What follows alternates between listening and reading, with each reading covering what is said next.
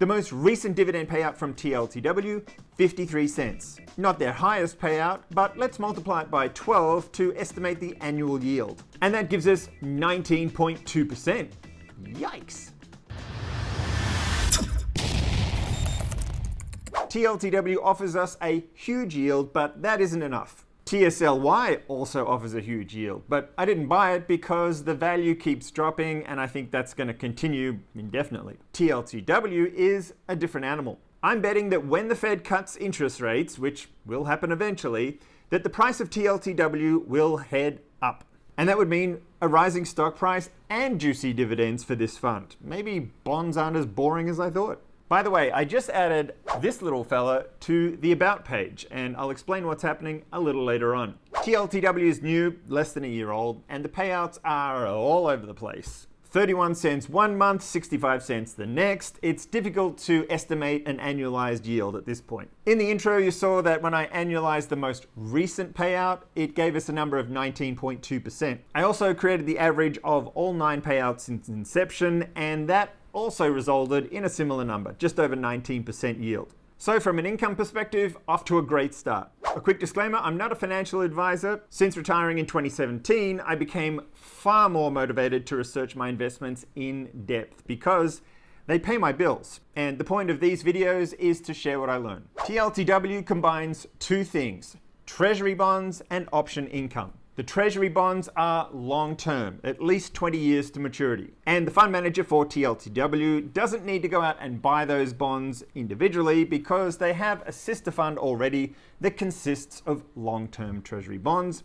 And it has a similar ticker symbol. That symbol is TLT. So for the Treasuries portion of the fund, TLTW simply buys its sister fund, TLT. And TLT currently yields 2.9%, which is a long way short of that just over 19% I mentioned a moment ago. So the rest of the income comes from selling options. And BlackRock creates that option income by selling monthly covered calls on its TLT portfolio that are 2% out of the money, which is another way of saying 2% above the current price. And that means that over a 1-month period, they're selling the rights to any upside greater than 2% above the current price. In exchange for doing that, they receive a payment called an option premium. That's the income. Option premiums increase with volatility, which means that dramatic changes in interest rates lead to higher option premiums or higher income. And that's exactly where we are right now. Interest rates have changed so rapidly that the income from these option premiums is high. But don't just take my word for it. We can verify the option income by taking a look at the option chain for the TLT ETF. If you're not familiar with options, an option chain is just a list of prices for various scenarios. And you can find an option chain for a stock on your broker's website or Yahoo Finance, but today I'll just use Seeking Alpha because it's handy. By the way, I noticed some dividend figures were missing from Seeking Alpha last week, so I emailed their customer service. And they fixed it and got back to me within 2 hours, which I thought was pretty impressive. I've used their premium service for research for the last 6 years. If you'd like to give it a try, there's a link in the description for a free trial. Okay, let's see if this income that TLTW is getting from TLT is for real. The current price, as I record this for TLT, is $101.10. A 2% out of the money covered call gives up all rights for any price appreciation that is $101.10 plus 2%, which would come to $103.12. And the closest call option on the option chain is $103, near enough. I'm recording this on May 21st, and the closest I can get to a 1-month out option is June 23rd, which is close enough. In exchange for giving up the upside above $103, the option premium is $1.47. And $1.47 divided by the current price of $101.10 gives us a monthly yield of 1.45%. Multiply that by 12 to get the annualized yield, because that's how we all think when it comes to these things, and we get a number of 17.45%, which again is really impressive. Add the 2.9% yield that the TLT fund is paying, that I mentioned earlier, and you can see that the 19% yield is for real. And in case you're wondering, you don't actually need TLTW to do this selling covered call option strategy. You could just buy the TLT fund yourself and sell the covered calls yourself in lots of 100, but I'm happy to pay 0.35% fee for TLTW to do it for me. Now, when interest rates settle down, the income from this fund will decrease, but for now, it's a cash cow. So we've got a fund that owns a bunch of treasuries. That sounds nice and safe, and it's producing a ton of income. So what could possibly go wrong? Well, the problem is that since inception in 2022, the price of TLTW has been consistently headed down. And I think that's actually going to reverse, but first, let's find out why it's been falling. The key thing to understand about bonds is that their price moves in the opposite direction to interest rates. And this is especially true for long-term bonds because you're probably not going to hold them to maturity.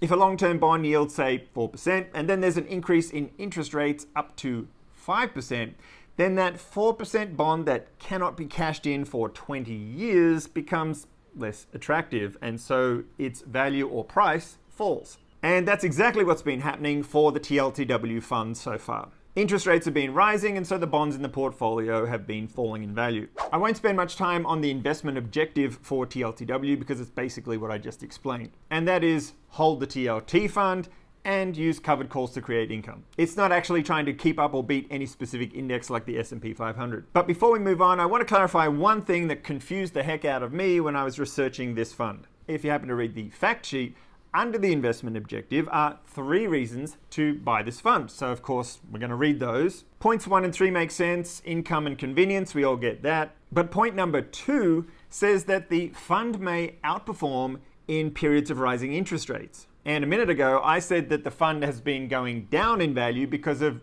rising interest rates. This sounds like the exact opposite. So which is it? When interest rates are rising, is this fund good or bad? The short answer is bad. And the confusing word is outperform.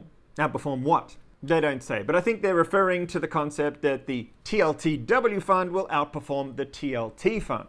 And technically that's true because the option income in the TLTW fund does act as a cushion. It mitigates the loss, so it effectively loses less money than TLT. But our goal isn't to lose less money, it's to make money. So during a period of rising interest rates, I think it's better to just not own TLTW. So the reason that I'm interested in TLTW, and frankly why I made this video, is that interest rates won't keep going up forever. And when interest rates go down, the value of the TLTW fund will go up. And if TLTW reverses course and begins to increase in value and continues paying that huge dividend, then I'm a happy investor.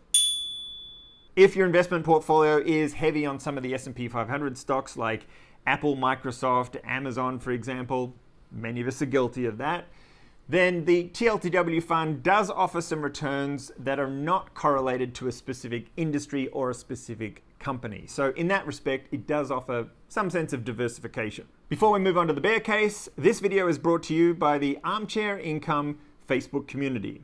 I say brought to you, but actually there's no money changing hands and this doesn't cost anything. But I just wanted to introduce a new concept. If you like talking about income stocks and funds as much as I do, then this should be an interesting way to interact with other people who have similar interests. The YouTube comment section is okay for short-term feedback, but for discussions about timely things, I think this will be much better. And specifically, there are 3 things that I want this community to do. The first reason I created it is to share timely information instantly. It takes about a week to make one of these videos, so that's far too slow for anything that's timely or newsworthy.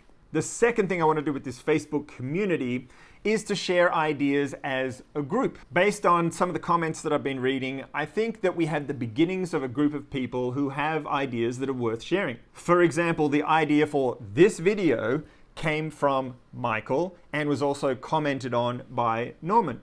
And ideally, I'd like discussions to expand beyond just me. I'd like you to chat with other viewers of the channel. And I deliberately set up this page as a community page. It's not designed to grow this channel. It's a private group, and the only way to even find out about it is watching these videos. Maybe down the road, I'll try to grow this channel with some other social media platforms like Twitter or Instagram. I'm not without ambition, but for now, the focus is definitely just on quality discussions. And the third purpose of the community is so that I can share some behind the scenes stuff, like maybe something that I'm working on for a future video. If you'd like to join, it doesn't cost anything. I'll put a link in the description below, or you can click on the Facebook icon on the About page. Obviously, 19% yield has to come with considerable risk, so let's go through the negatives. TLTW is riskier than my typical income investments. Normally, I like to find quality stocks and funds and then just hold them for the long term unless they become overpriced. I'm not into timing the market because I don't think anyone can predict the future. But in this case, technically, I'm kind of doing that because I'm predicting that interest rates are going to fall sometime in the near to short term. And if my prediction is wrong and interest rates continue to climb for a long time, then the price of TLTW will continue to fall and this won't really be a good investment. And that could definitely happen. Let's say, for example, there's another spike in inflation for any reason. Well, the Fed could react with more increases in interest rates. There is another scenario. Let's say the Fed dropped interest rates dramatically. Well, that would cause the long-term Treasury bonds in TLT to rise in value dramatically, which sounds great. But for TLTW, which remember is capped at 2% per month, those upswings would be capped at 2% per month, so you'd miss out on some of the upside. But I'm okay with this trade-off because the income from TLTW is so good, and for now, I don't really think there's going to be massive interest rate cuts, at least not in the near term. Interest rates have been a ridiculously hot topic ever since the pandemic, and every time Jerome Powell even blinks, the market has a conniption. But eventually, at some point, interest rates will calm down, the volatility will decrease, and that means that the income for this fund will also decrease. So if you want to keep up to date with the income situation for TLTW, keep an eye on those option chains. Here are the 2 reasons that I bought TLTW, despite the risks that I just explained. First of all, I think the probability of interest rates falling sometime within the next 12 months is pretty high. And secondly, the enormous yield for TLTW does reduce the risk. Even though the price of TLTW has fallen since inception back in 2022, because of all that income, if you look at total returns, TLTW has almost kept up with the S&P 500. Given the risks, I've limited my allocation to TLTW to just 1%, and I'm ready to sell if my outlook changes. So a risky, but I think interesting way to generate income from long-term Treasury bonds. That wraps it up for TLTW. More armchair income coming soon.